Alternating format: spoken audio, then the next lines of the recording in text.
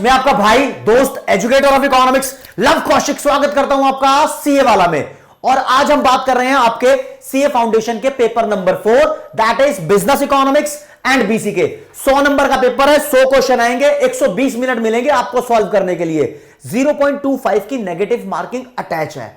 लेकिन बच्चा अब इस मझधार में परेशान है कि सर अब इस सब्जेक्ट को मैं रिवाइज कैसे करूं। भाई देखो इस टाइम है ना, दो तरीके का बच्चा है, कम से कम दो तरीके का बच्चा है। तरीके तो बहुत सारे होते हैं। पहला बच्चा वो है जिसने अपना कोर्स सिलेबस कंप्लीट कर लिया है, अब वो रिवीजन के पीछे भाग रहा है। दूसरा बच्चा वो है वो अभी तक अपना सिलेबस कंप्लीट ही नहीं कर पाया है, वो कहीं ना कहीं इन बिटवीन है कि हाँ भाई मेरी एक बुक हो गई, दूसरी रह गई है। जो बच्चा अपना सिलेबस टच नहीं कर पाया है, कंप्लीट नहीं कर पाया है, बीच मझधार में है, उसकी बात अभी लास्ट में करूंगा। सबसे पहले बात उस बच्चे की कर लूं जो अपना सिलेबस कंप्लीट कर बैठा है और उसको अब रिवीजन की जरूरत है। देखो भाई रिवीजन के हमारे पास दो तरीके हैं, क्योंकि पूरे भारत के अंदर हर एक बच्चा सेम तरीके का नहीं है। हर एक बच्चे को एक फॉर्मूला बता दूं रिवीजन करने का तो वो सब पे अप्लाई नहीं होता। सबके घर में रहने का तरीका अलग है, सबका घर उतना बड़ा नहीं है कि हर एक बंदे को एक एक कमरा मिल जाए सेल्फ स्टडी के लिए, तो उसके लिए रिवीजन आसान हो जाए। कई लोग एक कमरे में अपना पूरा फैमिली का गुजारा कर रहे हैं। कई लोगों के पास 3 फ्लोर है, 4 फ्लोर है, पूरी बिल्डिंग है, बंगला है। कई लोगों के पास एक छोटा सा घर है ना। सब अलग अलग तरीके से रह रहे हैं। किसी के घर में टीवी नहीं है, किसी के घर में मोबाइल फोन नहीं है, किसी के घर में लैपटॉप नहीं है। सबका तरीका अलग है। कहीं इंटरनेट की स्पीड फास्ट आती है, किसी के पास सिर्फ आईसीआई का स्टडी मटेरियल है और कोई अपने पास बहुत सारी रेफरेंस बुक रख के बैठा है। तो बता रहा हूं जिनका सिलेबस अब रिवीजन के दौर में आ गया है वो बात मेरी ध्यान रखो कि आपको सिर्फ और सिर्फ strict to the ICI study material होना है, यहीं से रिवीजन होगी। कोई दूसरा सपोर्ट मटेरियल आपको रिवीजन करा दे उससे ज्यादा बढ़िया तरीका है कि आईसीआई के स्टडी मटेरियल से आप रिवीजन करो बस। अब रिवीजन करने का तरीका कि भाई पहले तो बिजनेस इकोनॉमिक्स है 60 नंबर की, फिर बीसीके है 40 नंबर की। बिजनेस इकोनॉमिक्स में 5 चैप्टर है, बीसीके में 6 चैप्टर है। तो सर कैसे करें, मतलब चैप्टर वाइज लग जाए 1 2 3, या कुछ बच्चे बोलेंगे सर पहले बीसीके की तैयारी कर लें। भाई पहले तो मुद्दा आप ये समझो, सारी बात सुनने से पहले जो आपका पेपर बनेगा ना 100 क्वेश्चन होंगे उसमें। उस पेपर के अंदर कहीं पे भी ऐसा नहीं लिखा होगा कि बीसीके के 40 क्वेश्चन ये रहे और बिजनेस इकोनॉमिक्स के 60 क्वेश्चन ये रहे। सारे क्वेश्चन मिक्स करके आएंगे। इवन पेपर देने वाला दो तरीके से पेपर डिजाइन करता है। एक तरीका ये होता है कि स्टार्टिंग के कुछ क्वेश्चंस बड़े टफ डाल देगा और लास्ट के कुछ क्वेश्चन बड़े टफ डाल देगा। वो ना मोरल डाउन करने की कोशिश करते हैं, क्योंकि बच्चा है तो स्टार्टिंग से पेपर स्टार्ट करता है या एंड से स्टार्ट करता है, तो वहां मोरल डाउन कर देगा। वहां मोरल डाउन कर दिया तो बच्चा परेशान हो जाता है, यार मेरे कहीं नंबर ना कट जाए, क्या मैं सही कर रहा हूं। शुरू में ही कहानी पस्त कर दी उसने। तो बच्चे का दिमाग है ना उस तरीके से प्रिपेयर होना चाहिए कि मेरे को डरना नहीं है पेपर को देख के। और दूसरा तरीका पेपर सेट करने का उसका ये हो सकता है कि 2-4 आसान क्वेश्चन दिए फिर मुश्किल, 2-4 आसान क्वेश्चन दिए फिर मुश्किल, 2-4 आसान क्वेश्चन दिए फिर मुश्किल। यानी डगर डगर पे अगर मगर हो जाती है, दिमाग में कंफ्यूजन हो जाती है। तो कंफ्यूजन दूर करनी है। कंफ्यूजन दूर करने के लिए आपकी कमांड सबसे पहले हाई वेटेज चैप्टर पे होनी चाहिए। तो मैं आपको राय दूंगा बिजनेस इकोनॉमिक्स से आप रिवीजन करनी स्टार्ट करो। बिजनेस इकोनॉमिक्स के चैप्टर नंबर 2 और चैप्टर नंबर 3। 2 का नाम है theory of demand and supply, 3 का नाम है theory of production and cost. Heavy level का चैप्टर है, लेकिन दोनों चैप्टर मिला के आपके कम से कम 21 से लेकर 24 मार्क्स की कवरेज दे रहे हैं।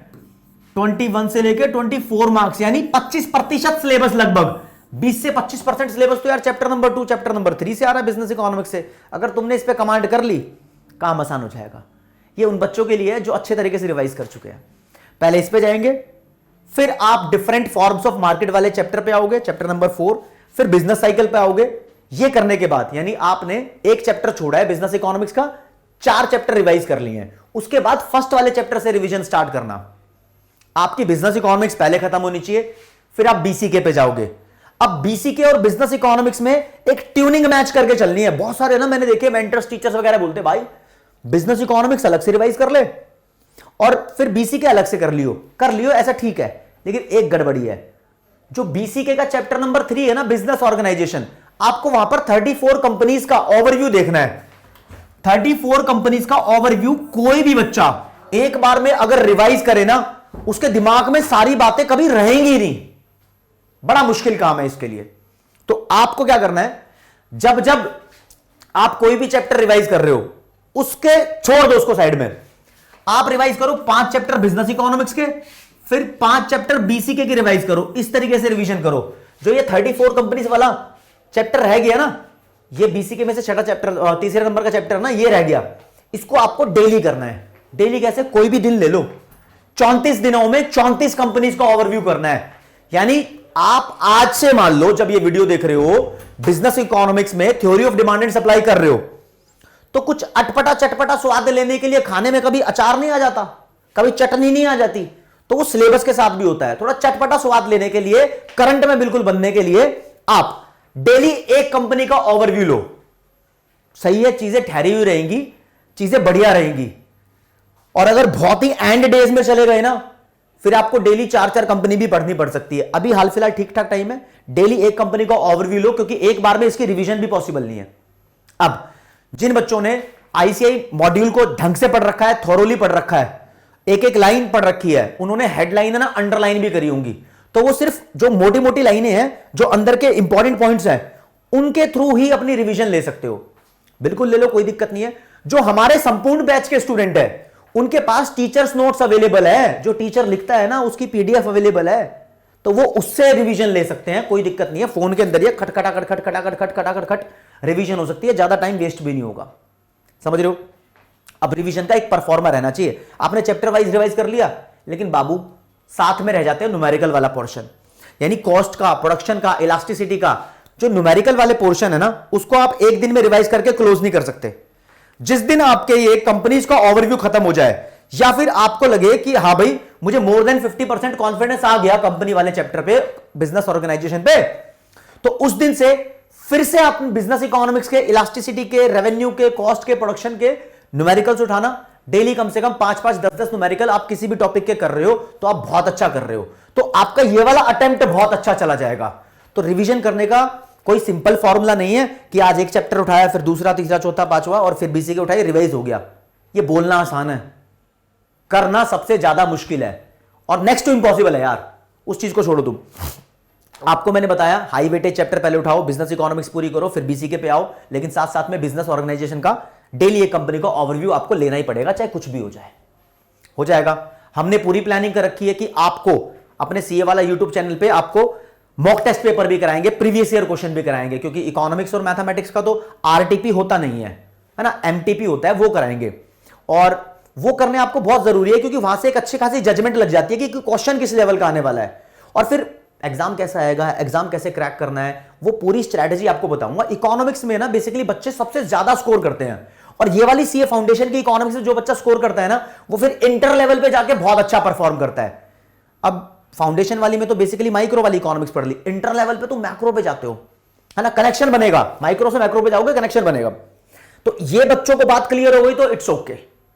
थोड़ा भी दिक्कत, डाउट, परेशानी है, कमेंट सेक्शन तुम्हारे लिए खाली है। प्यार तुम बरसा रहे हो, प्यार पूरा मिल रहा है। ये जो प्यार दिया है ना तुमने, इस प्यार के बेसिस पे ही सीए वाला की टीम खड़ी है, और सीए वाला पूरा प्रॉपर तरीके से, जुझारू रूप से सारी फैकल्टी जो सीए वाला की है, चाहे आप राहुल सर लो, चाहे ऋषभ सर लो, चाहे गुरप्रीत सर लो, और मैं आपका भाई, दोस्त, educator of economics love Kaushik, हमेशा से ही ये सोचता हूं कि स्टूडेंट्स की डिमांड पूरी हो जाए भाई, किसी भी लेवल पे, बस उनके एकेडमिक्स प्रॉब्लम सॉल्व हो जाए तो बच्चा खुश रहता है। अब उस बच्चे की बात कर लो जिसका कुछ भी नहीं हुआ है, तो भाई वो 100 नंबर की तैयारी के पीछे बिल्कुल मत भागो। जिसका कुछ भी नहीं हुआ है ना, वो 70-80 नंबर की प्रिपरेशन करो, मोटे मोटे चैप्टर्स पे जाओ और पहले उनको ही कवर करो, फिर वो एमसीक्यू की प्रैक्टिस पे ज्यादा ध्यान दे। मैं अपने सब्जेक्ट की बात बताऊंगा, एमसीक्यू की प्रैक्टिस पे ज्यादा ध्यान दे। टॉपिक किया, एमसीक्यू पे आ गए, टॉपिक किया, एमसीक्यू पे आ गए। इंपॉर्टेंट टॉपिक पहले कर लो। जैसे कि बात मैं अपनी बिजनेस इकोनॉमिक्स की कर लूं, तो अगर किसी को इकोनॉमिक्स बहुत हाई लेवल की टफ लगती है, तो उसके लिए चैप्टर 3 प्रोडक्शन एंड कॉस्ट थोड़ा मुश्किल हो जाएगा। वो वहां से हटके अपना दिमाग बिजनेस साइकिल चैप्टर 5 पे लगा सकता है। वो भी बहुत कैडे लेवल का चैप्टर है, 9 से 12 नंबर के क्वेश्चन वहां से भी आ रहे हैं, है ना, तो वो उसको आसान लग सकता है। बिजनेस साइकिल सबके लिए आसान है। वो बीसीके का चैप्टर नंबर 6 जिसमें कॉमन बिजनेस टर्मिनोलॉजीज दी हुई है, वो आसान है। तो ऐसे चैप्टर्स वो उठाए, मतलब उसके लिए कॉम्बो चलेगा। पहले बिजनेस साइकिल कर ले, पहले बिजनेस साइकिल आसान चैप्टर है, फिर theory of demand and supply करे वो, यानी चैप्टर नंबर 2 करेगा, फिर करेगा कॉमन बिजनेस टर्मिनोलॉजी, बीसीके का चैप्टर। ये 3 चैप्टर जब उसके हो जाएंगे, तब वो आएगा बीसीके के चैप्टर 1 पे, फिर 2 पे, फिर 4 पे, फिर 5 पे। उसके बाद उसके लिए बनेगा बिजनेस इकोनॉमिक्स का चैप्टर नंबर 1, और फिर कहीं टाइम बचा तो प्रोडक्शन एंड कॉस्ट करो, फिर उसके बाद फॉर्म्स ऑफ मार्केट करो। बचा बीच में बिजनेस ऑर्गेनाइजेशन का चैप्टर, वो डेली चलेगा भाई, सबके लिए सेम सिमिलर स्ट्रैटेजी। डेली एक कंपनी का ओवरव्यू लो, उसकी डिटेल लो, तुम्हारा काम हो जाएगा बढ़िया लेवल पे। अब तुम कहोगे सर नहीं यार प्रोडक्शन एंड कॉस्ट फिर भी करना है, मतलब उतना नहीं करना कि डेप्थ के अंदर तुम कर्व के अंदर घुसे जा रहे हो, क्योंकि उतना कर भी नहीं पाओगे अगर अभी तक स्टार्ट नहीं किए तो। जो स्टार्ट कर चुके हैं उन बच्चों के लिए वेल डिफाइंड स्ट्रैटेजी रेडी हो चुकी है। ये जो मैंने बताया इन पॉइंट्स को फॉलो कर लो, और कोई भी दिक्कत डाउट परेशानी है हमेशा आपके लिए अवेलेबल, हर जगह आपके लिए अवेलेबल, हर तरीके से कर रहे हैं। जो संपूर्ण बैच के अभी जून अटेम्प्ट के बच्चे हैं, उन्होंने बोला सर डेप्थ में चैप्टर नंबर 2 चैप्टर नंबर 3 की रिवीजन कैसे करें, मैंने बोला लो रिवीजन। उनके लिए संपूर्ण बैच जून वाले बच्चों के लिए डेप्थ में बिल्कुल in detail chapter 2 chapter 3 revise कराया जा रहा है, लेकिन वो पीडब्ल्यू की मोबाइल ऐप पे हो रहा है। बाकी जो बच्चों को थोरोली पूरा करना है एक बार में, चाणक्य बैच पूरा प्लेलिस्ट में है, पूरा कोर्स वही है, वो रिवाइज कर लो आप, आपके मजे आ जाएंगे, ये मैं बोल रहा हूं। तो दोस्तों फिर भी एक तरीका, एक पैटर्न, एक टाइम टेबल बनाना इसके लिए जरूरी होगा, डिसिप्लिन में रहना जरूरी होगा, स्ट्रिक्ट रहना जरूरी होगा।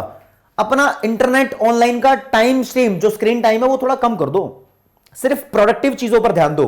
हफ्ते में कम से कम एक ऐसा दिन बनाओ कि जिस दिन तुम अपना इंस्टाग्राम नहीं चलाओगे, उस दिन व्हाट्सएप नहीं चलाओगे, उस दिन फेसबुक नहीं चलाओगे, उस दिन फालतू की चीजों पे ध्यान नहीं लगाओगे। एक दिन ऐसा बना लो, धीरे धीरे इन चीजों से अपने आप ही मन दूर भागने लगेगा, प्रोडक्टिव काम में लग जाओगे। ध्यान रखना एक बात को, अगर एक बार तुम सीए अटेम्प्ट में गड़बड़ी करते हो, कोई बच्चा सीए फाउंडेशन में किसी 1-2 नंबर की वजह से भी रह जाता ना, पास होना बहुत आसान है, फिर भी रह गया ना किसी भी वजह से, तो वो कितना बड़ा नुकसान कर बैठेगा अपना। भाई सीए बनने के बाद नॉर्मल लेवल पे आपको बताऊं तो एक एग्जाम्पल मान लो, 12 लाख रुपए का पैकेज मैं मान लेता हूं एक बंदे का होता है, तो हर महीने बंदा 1 लाख रुपए कमा रहा है। अगर आपने 6 महीने का अपना ये अटेम्प्ट मिस कर दिया तो आप 6 महीने और आगे भाग गए, तो यार 6 महीने की सैलरी तुमने सेक्रीफाइस कर दी, 6 लाख रुपए का नुकसान। तुम तो सोच रहे हो एक अटेम्प्ट दूर चले गए, 6 लाख का नुकसान किया भाई। इस बात को दोस्तों को भी बताओ, ये सबसे बड़ा सोर्स ऑफ मोटिवेशन है। जहां तुम सोते हो, जहां तुम्हारी खाट पलंग बेड बिस्तरा जो भी है, उसके सामने एक पोस्टर लगा दो, उस पर एक ऐसी कोट होनी चाहिए जिसको देखते ही तुम्हारे बॉडी के अंदर करंट आए, सुबह उठते ही लगे ओ बेटे की ये है मेरा सपना, मुझे पूरा करना है। घर वाले याद आने चाहिए, प्रॉब्लम समस्या याद आने चाहिए, जैसे ही वो दिखेगा तुम अपने डिसिप्लिन में आ जाओगे, अपना टाइम टेबल फॉलो करने के लिए तैयार हो जाओगे। बस इन बातों को ध्यान रखना, पेपर तुम्हारा कवर अप हो जाएगा। मेरी तरफ से थैंक यू। जय हिंद, जय भारत, नमस्कार, धन्यवाद।